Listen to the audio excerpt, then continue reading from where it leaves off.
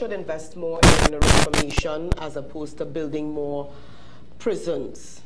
Well, it's it's 6 of one and half a dozen of the other, because the point is, regardless of how much reformation you engage in, there's still the physical, spatial requirement for, you know, a proper facility.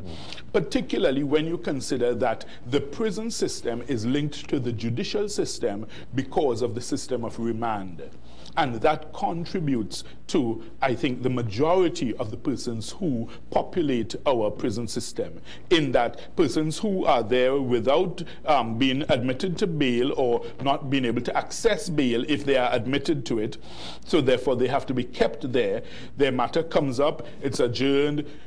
2 months later, it comes up again, it's adjourned again, but they remain in the system. Then you have new persons who are charged and are added to the system in a similar manner. So therefore, what you basically have is a large bulk of persons who are not yet convicted, but who are occupying the walls of the prison system. They are within the confines of the prison system, simply on remand. And those numbers keep increasing every single day. Every magistrate's court around the country would be sending more and more persons there every day. Okay, Mr. George, being a lawyer, you know, live in the courthouse as it were, you know, persons come for a simple case, one time, 2, 3, 4, 5, 6 times, and unending. So persons end up spending 5 years in prison before a judge, a magistrate tell you you are free to go home.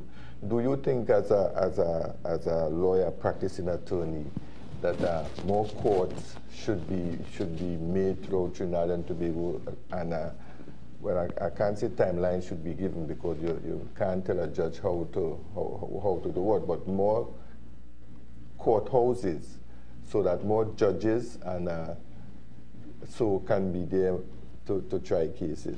I think certainly it's a need, and if we just use Tobago as an example, we have 3 magisterial courts in Scarborough. That is not enough at all, because, for instance, the 3rd court list, you on average would have like at least 200 matters there every day. Now, it is physically impossible for anybody to even attempt to try 200 matters in a day. By the time the magistrate has just finished calling the matters, you know, just to ascertain, well, whether this one is ready, who, you know, is requesting an adjournment, most of your day is gone. Just calling the list. You haven't even begun to embark upon a single trial yet. You're just going through a list that way. So therefore, clearly, in such a circumstance, you would need to have that list, you know, or maybe run it down to a quarter and be able to have more courts running and more efficiency. But then, of course, this is tied to greater workloads for attorneys, and it requires greater efficiency and greater productivity on their part, because attorneys must take their share of the blame for some of the delays in the system. And we must be mature enough about it to recognize where we are playing a part in that too. So therefore, it may require that some attorneys may have to hire more junior attorneys to assist them with their caseloads, or, you know, you may have to brief out matters. But at the end of the day, we need to move away from the culture whereby it is almost expected or understood that an attorney can go to a court and, you know, anticipate an adjournment, you know, as a matter of course. It must come to a point where we have the matters fixed, and therefore, you know, once your matter is fixed at this date and this time, it is more likely than not to proceed. The 11 persons who were charged quite recently with the murder of former senior counsel Dina Sitahal, do you think that there's any link to their arrests, between their arrest and what happened over the weekend with the prison escape? I couldn't see any connection, with the greatest of respect.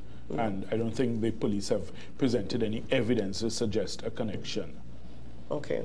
What I would like to see, though, when the evidence eventually comes out, is a link between these 11 and some motive for the murder of senior counsel Sitahal, because I think at the end of the day, that is an issue that the prosecution cannot escape from.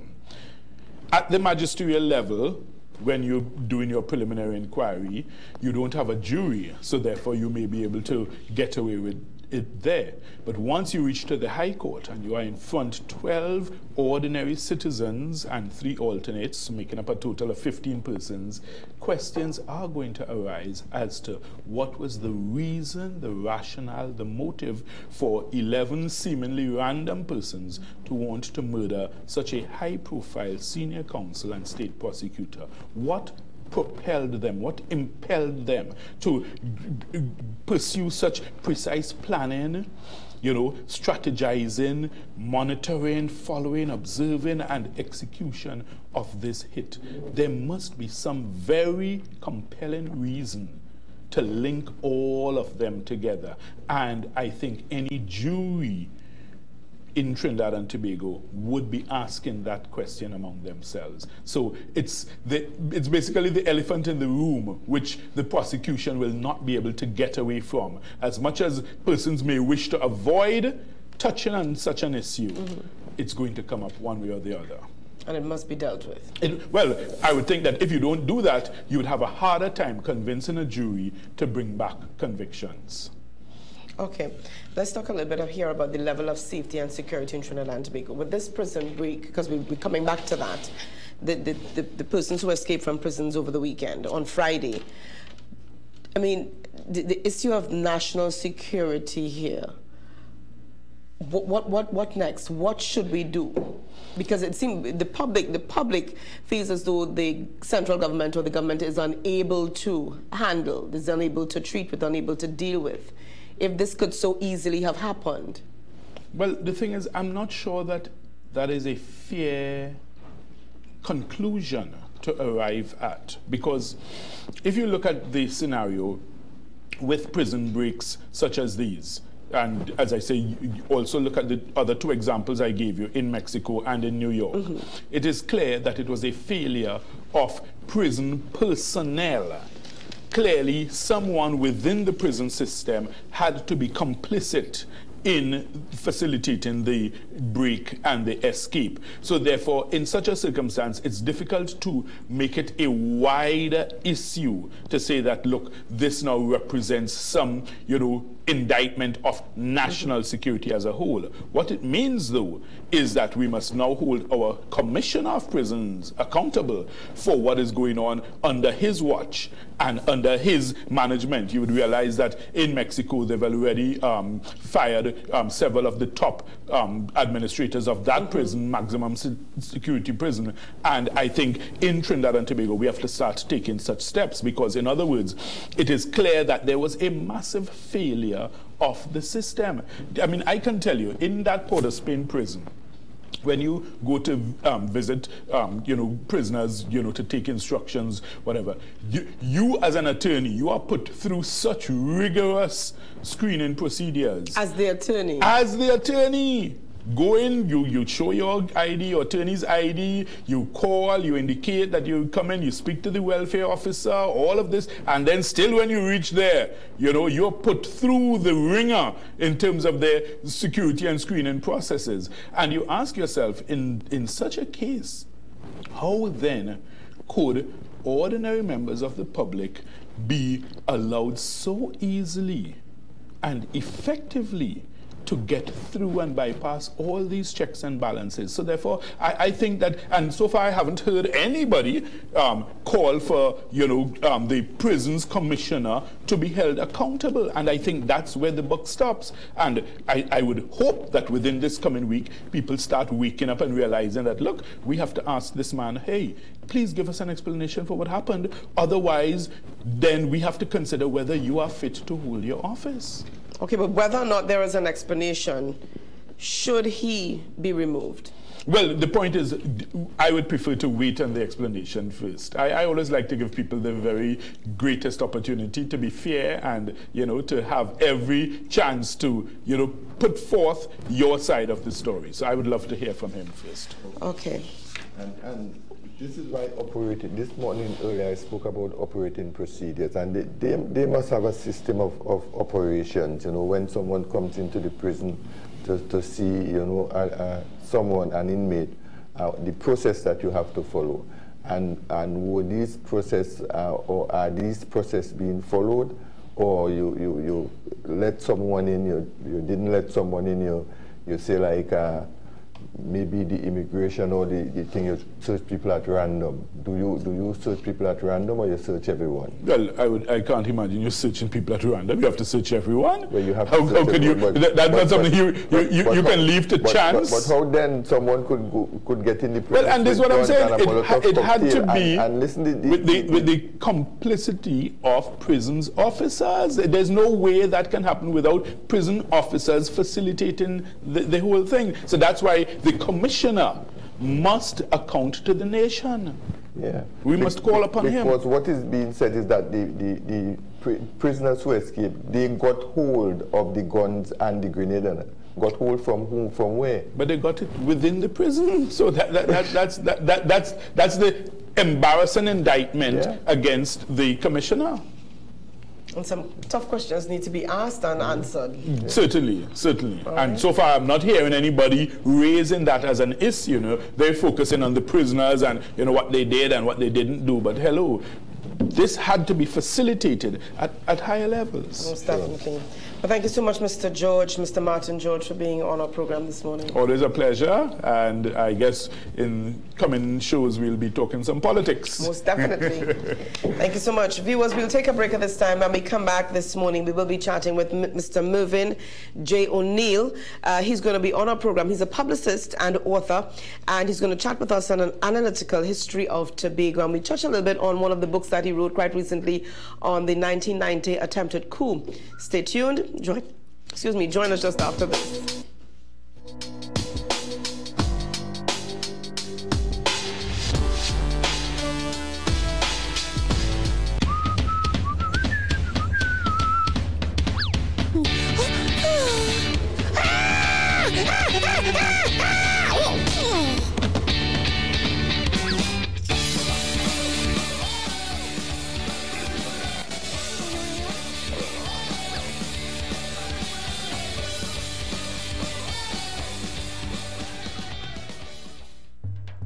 The first steamboat passes through the Panama Canal.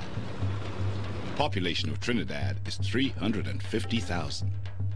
The first Calypso has just been recorded. And the first indigenous Caribbean bank is about to open its doors. This is the story of indigenous banking. Join us at www.firstcitizenstory.com to find out more.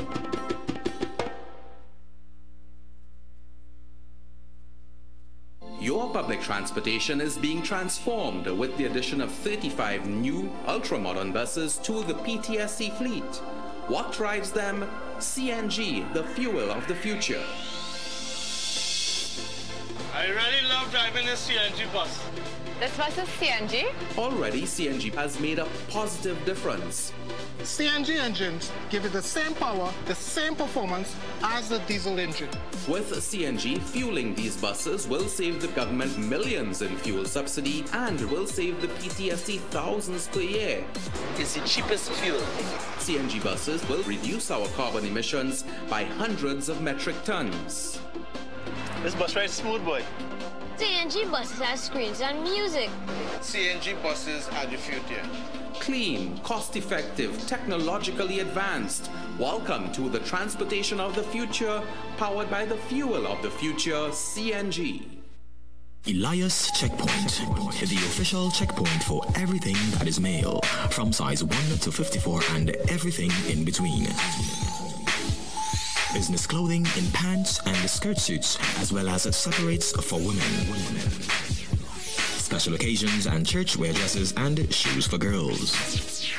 And everything for the little man, just like daddy. Elias Checkpoint, Upper Main Street, Scarborough, Tobago. Call us at 639-5148. Elias Checkpoint, serving Tobago over 40 years. Boy, hey boy, what you doing there, bunging the building $8,000 tire? What you doing? You want to damage the rim? This is why we have this state-of-the-art machine here, the only one of its kind in the country.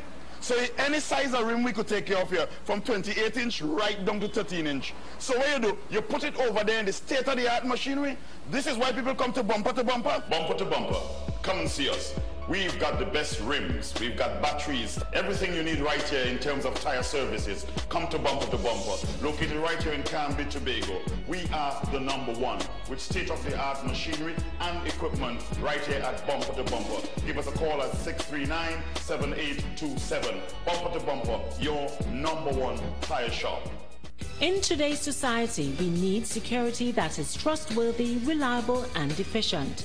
Rapid Response Security Services Limited is here to meet all your needs. Since 1990, this security company leads while others follow, with a commitment to provide satisfaction in service. We specialize in modern and professional security systems. Contact us at 639-3675 or 660-7418 or visit us at the Blue and White Building, Mount Mary, Scarborough, Tobago. Visit the new and improved Things Natural, corner Pigeon Point Junction in Crown Point. Get a variety of hair products for natural hair, including anti-breakage, restorative conditioner, natural detangler, and more. Brands include As I Am, Cantu, just to name a few. Also, trending African print handbags and accessories. Things Natural, an artful explosion of color, herbal infusion, and style. Dreaming of that perfect vacation? Or what about going to university? Make your dreams a reality with a special vacation or education loan from Mount Pleasant Credit Union. Make your appointment today by calling 639-8375 or 639-8108 or visit our offices in Canby or Banaccord. Mount Pleasant Credit Union. We put our members first.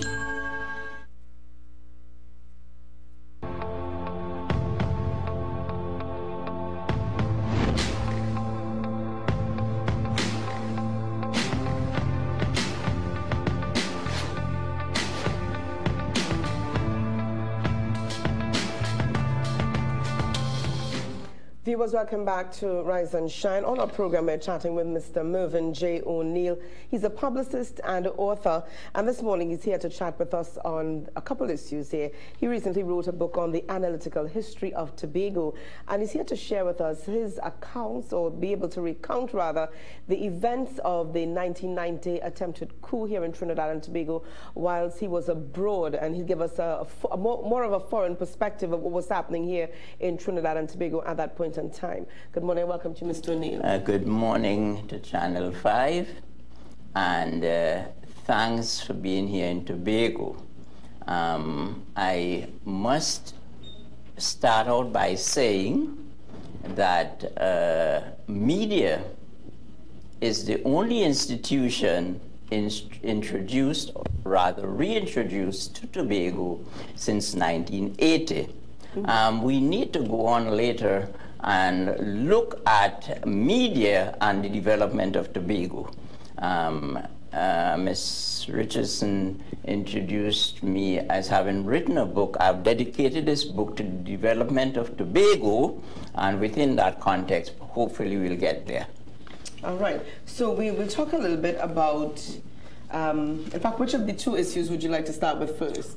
Since you started with the anniversary of the coup, right, we can perhaps start there. Start there. All right, well, Mr. O'Neill wrote a crossover magazine back in 1990 that deals with what was happening here in Trinidad and Tobago at the point in time, and I'm hoping your viewers can have a peep at it. This is what it looks like. This is the front cover here. You can see buildings being burned in the background. This was Trinidad and Tobago. Well, Trinidad at the point in time. This was many years ago, 25 years ago to date. Yeah. And like I said, viewers, he'll be able to give us a bit of a foreign perspective of what was happening here in Trinidad and Tobago. I'm not sure if they were able to get that. But just to tell you what was happening as well, according to the information in this, oil prices climbed above $30 a barrel back then. Just to give you an idea of what the exchange rate was, I think I saw it here. I just saw it here a little while ago. It was... It was $1.50 to 5 TT dollars. I just glimpsed it here. To tell you at the time, I mean, Mr. Robinson was Prime Minister. The late Robinson was Prime Minister at the time. Yeah, I was just trying to find it. The now government was in poor way. Right. A number of austerity measures had to be put in place, in order to pull the economy back, to rebuild the economy. Because, all the money we had from before was spent, or most of the money was spent, and Trinidad, I think, had to go to the IMF, or approach the IMF. And there were significant changes to be made in the economy. And one of those changes was I think the floating of the dollar. At the time, yeah. At the time, the withdrawal of COLA and 10% of public servant salary. And there was another significant thing. And added to that, the price of oil fell significantly to I think, $30 per barrel, and sometime within that time, I think it fell further. Okay, so with these measures, things had to be put in place, and this caused an uproar, obviously, with public servants and with people in the country. Prices. I think the VAT was introduced as well. Right. So, Mr. O'Neill, you tell us in your own way. How you perceive these things at the time, whether they were measures that were necessary in order to keep Trinidad and Tobago on an even keel, or to rebuild Trinidad and Tobago to become a strong economy. All right. I am well aware of the conditions of the IMF and those kinds of things. That was the driving force. In fact, we talked about belt tightening. Sure. Hold the position of president of the Trinidad and Tobago Medical Relief Committee, which is an organization abroad where foreigners have come together, and so not foreigners, nationals have come together in the foreign land to give our concerns with Trinidad and Tobago. Now, what was the response of nationals abroad? Nationals abroad, through the Trinidad and Tobago Medical Relief Committee, sent $1.4 million of TT relief to Trinidad and Tobago in response to a request which we received from here. I'm going to put in a little twist to that. The year before the coup, I was in Trinidad and Tobago, and it was brought to my attention that people had to go take sheets and pillowcases to the hospital at that time.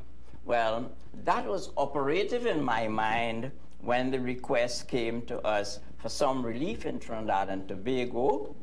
And as a part of that relief that was sent to Trinidad and Tobago, we pointedly sent 1,000 bed sheets, and that came through Trinidad. Now, that was two responses. Mr. Dimerly's response, the people, your brothers and sisters abroad response, and I also had a personal response. And which is, I started writing a poem called O Trinidad, and I'm going to give you a couple. I haven't published it yet for reasons that I will explain later, but it goes like this. I hear a talk of fighting, of pittance, greed, and hate. I hear a talk of fighting. These trifles may seal our faith. I see some in denial, both from far and near. But the clothes that we manufacture, that's the clothes that we must wear. And that's just an excerpt from... That's just an excerpt. I've done, it's about 30 pages, a poem about 30 pages, looking at cause, effects, solutions, so forth, so forth. Based on Old Trinidad? Yes. Yeah, Mr. O'Neill, I want you to put the end. Nation that we have begun to take for granted.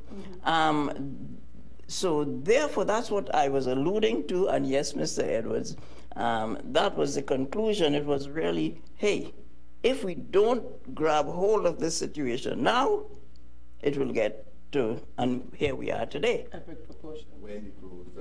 Yes, when you don't... That we made. Yes, and in fact, our minds become immune to certain things. You know, Mr. Neil, as you're talking there, I'm thinking about maybe 30, 40, 50 years ago when you heard of a murder in a community. It was a big thing. It made, I mean, it made headline news, but it was a big thing. You had persons, you know, taken aback. You had them a little bit more skeptical. But today you hear of a murder and, oh, who died? Oh, okay. Very and persons are easy, they're able to bounce over that, to bounce back from that a lot easier and a lot quicker than